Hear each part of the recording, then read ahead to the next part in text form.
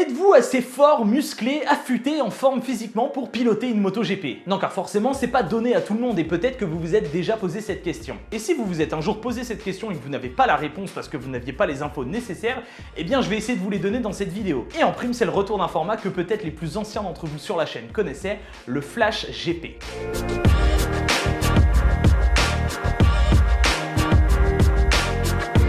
Bonjour à tous et à toutes, c'est Kenpi, j'espère que vous allez bien et bienvenue dans ce nouvel épisode, premier épisode de Flash GP, bref, je sais plus trop où on en est. Disons qu'en 2018, pour les plus fidèles d'entre vous, j'avais lancé un format Flash GP où je répondais à des problématiques, des thématiques de la moto GP en vidéo, mais dans des formats un peu plus courts que d'habitude. Et j'ai retrouvé ce format en parcourant la chaîne la dernière fois, du coup j'ai décidé de le faire revenir, le dépoussiérer et de vous le représenter. Alors dans les formats Flash GP, on va aborder un peu tous les sujets, du champ de vision d'un pilote moto GP à sa gestuelle sur la moto, ou pourquoi pas les matériaux utilisés en moto GP que vous avez potentiellement chez vous. Et pour ce nouvel épisode, ou ce premier épisode si on le remet au goût du jour, je vais répondre à cette question, en tout cas vous aider à y répondre vous-même. Êtes-vous assez affûté physiquement pour piloter une moto GP? Alors je vais pas pouvoir vous donner la réponse directement, mais je vais pouvoir vous aider à y répondre vous dans votre coin. Et justement à la fin de cette vidéo, dites-moi dans les commentaires si vous êtes bon pour piloter une moto GP ou si vous manque un peu de taille, un peu de muscle ou autre. Dites-moi dans les commentaires aussi si le format vous plaît, n'hésitez pas à liker la vidéo et me suivre sur Instagram et sur Twitter, pourquoi pas. Bon allez,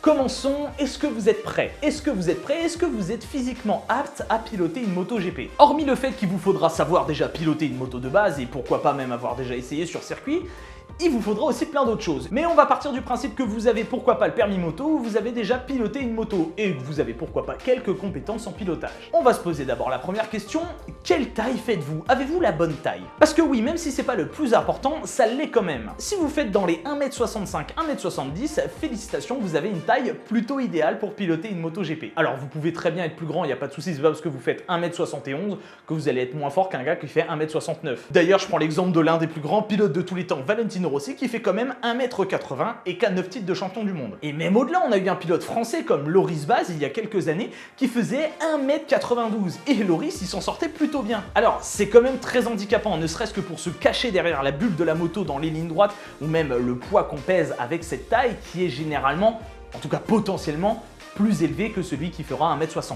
Donc se blottir derrière la moto, se mouvoir même sur la moto, c'est jamais très évident. Et pourtant, on sait à quel point Loris est talentueux et vous le retrouverez d'ailleurs désormais en Ama Superbike. Puis vous pouvez faire même moins d'1m65. On a des pilotes comme Dani Pedrosa qui faisait 1m58 environ et pourtant Dani Pedrosa, il en a gagné des courses et il a eu une longue carrière. Bon après, le petit souci c'est qu'il faut pas être non plus trop petit parce que vous allez avoir du mal à vous bouger sur la moto également. Et puis il faut la tenir aussi la moto, hein. C'est quand même 300 chevaux, 157 kg, 360 km/h de vitesse de pointe. Bon, voilà quoi. Par contre, là où ça risque d'être plus dur, c'est pour le poids. Selon moi, le poids, c'est plus important que la taille en MotoGP, et je vais vous expliquer pourquoi. Si on estimait tout à l'heure qu'une taille allant de 1m65 à 1m70, allez, on peut voir plus large, 1m60 à 1m75, c'était pas mal, eh bien le poids, il faudrait quand même avoisiner les 65-70 kg dans l'idéal. Après, tout dépend de votre taille, bien sûr. Être trop lourd ou être trop léger, ça va poser des problèmes. Et il faut faire attention au poids, parce que justement, avoir un poids trop bas va provoquer des soucis sur le grip et l'adhérence, même si vous allez ressortir plus vite que quelqu'un qui a un poids plus élevé que le vôtre. Et donc, si vous avez un poids trop élevé, vous allez connaître des soucis inverses à celui d'un poids faible. Si vous avez un poids trop élevé, vous allez avoir beaucoup de grip, il n'y a pas de souci, mais vous allez manquer de vitesse et aussi, vous allez bouffer du pneu. Ça je vous le cache pas, vous allez manger la gomme. Donc voilà, si vous pesez trop lourd, pas assez de vitesse, souci au niveau de la gestion des pneus, et si vous êtes trop léger, vous avez de la vitesse c'est sûr, mais vous manquez de grip et d'adhérence en sortie de virage. Sans compter la difficulté que vous allez rencontrer à bouger sur la moto si vous avez un poids trop élevé ou si vous avez trop de muscles. Car oui, en MotoGP, il faut être musclé, mais pas trop. Être musclé, c'est bien, mais le problème c'est que si vous êtes trop musclé, vous avez des bras comme ça, pour bouger sur la moto, c'est pas évident. Il faut quand même avoir de la force, ça bien sûr, puisqu'il faut tenir la moto, mais pas trop de muscles. Ça rajoute du poids et ça donne des difficultés à bouger sur la moto. Et justement, en parlant de muscles, on va voir lesquels sont sollicités et commençons par les phases de freinage. Lorsqu'un pilote attrape les freins et rentre dans la phase de freinage, il va solliciter un groupe de muscles sur le corps qu'on va appeler the push muscles ou les muscles de poussée. Vous l'avez sûrement compris, on va donc parler des muscles qui sont sollicités pour pousser. Tout simplement, il n'y a rien de bien compliqué. On peut noter ici 4 sous-groupes dans ce grand groupe. La ceinture abdominale, la ceinture pectorale, les épaules et les bras. On soulèvera aussi le fait qu'en MotoGP, les bras sont extrêmement sollicités. Et ça crée beaucoup de soucis, parfois même on doit se faire opérer d'un syndrome que l'on appelle le syndrome d'éloge. Et si vous voulez en savoir un peu plus sur le syndrome d'éloge, cette maladie des pilotes, même si maladie c'est pas du tout le bon mot, vous pouvez aller voir la vidéo que j'ai fait justement justement sur ce sujet, le lien est dans la description. Sur les phases de freinage, on estime à environ 1,8 G la force que le pilote doit supporter, soit à peu près 2 fois son propre poids. S'il fait 70 kg du coup, il ressentira 140 kg à peu près. Maintenant, dans un virage, sachez d'abord que quand un pilote est dans un virage, il verrouille sa position, il se maintient, il essaie de trouver l'angle et la position parfaite pour prendre le virage le mieux possible. Et là aussi, on sollicite pas mal de muscles. Les jambes pour ce qui est de maintenir la moto et se déhancher, la zone pectorale pour ce qui est de se rapprocher le plus possible de l'intérieur de la moto et prendre un maximum d'angle, mais aussi tenir la moto.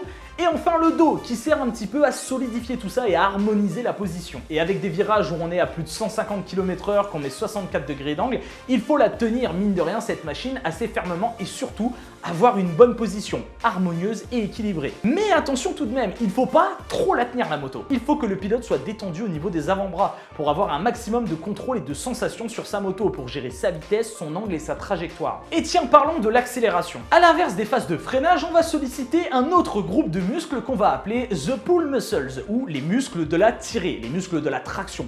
On tire quoi, hein, vous avez compris. On va retrouver 3 sous-groupes dans cette catégorie, la zone dorsale, les épaules et encore une fois les bras. Parce que oui, il faut maintenir la moto encore et toujours. Quand on sort d'un virage avec une machine qui développe autant de puissance, il faut s'accrocher à la moto, s'accrocher du mieux qu'on peut, comme si on faisait une traction, d'où le nom du groupe, les muscles de traction. Avec environ 1,1 G de ressenti, c'est comme si vous faisiez une traction avec 110% de votre propre poids. Et le truc, c'est que ça, c'est à chaque grosse accélération en fait. Faire une traction avec environ 110% de votre propre poids à chaque grosse accélération, sur un seul tour, imaginez désormais sur 24 tours le temps d'une course, et sur un week-end après. Ah bah là, je peux vous dire que vous allez en manger des tractions. Hein. Et si vous pensiez qu'il fallait attendre les lignes droites pour se reposer, vous avez en même temps à moitié raison, mais en même temps à moitié tort. Effectivement, les lignes droites, c'est un peu le moment de flottement durant la course, même si on rencontre quand même des difficultés liées au physique. Bah déjà, il faut se blottir derrière la moto comme on peut, et c'est pas la position la plus agréable du monde. Mais aussi, il faut savoir qu'avec la vitesse et la force G déployée, vous allez rencontrer des difficultés à respirer. Et ce n'est qu'une fois la force G et la vitesse qui commencera à diminuer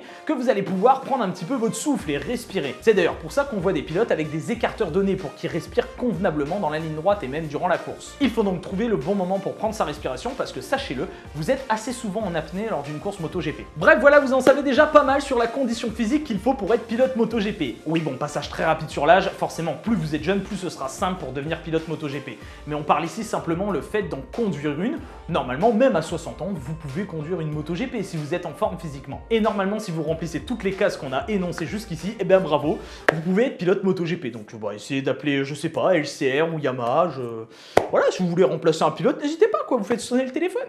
Voilà, cette vidéo est terminée, j'espère qu'elle vous a plu. Si c'est le cas, pensez à la liker, la commenter et la partager. N'oubliez pas de vous abonner et de cliquer sur la petite cloche si ce n'est pas déjà fait. J'espère vraiment que ce format Flash GP vous a fait kiffer. Si c'est le cas, explosez-moi cette barre de like et les commentaires et on en refera d'autres. D'ici là, je vous laisse, je vous donne rendez-vous jeudi pour la prochaine vidéo. Portez-vous bien et V à tous.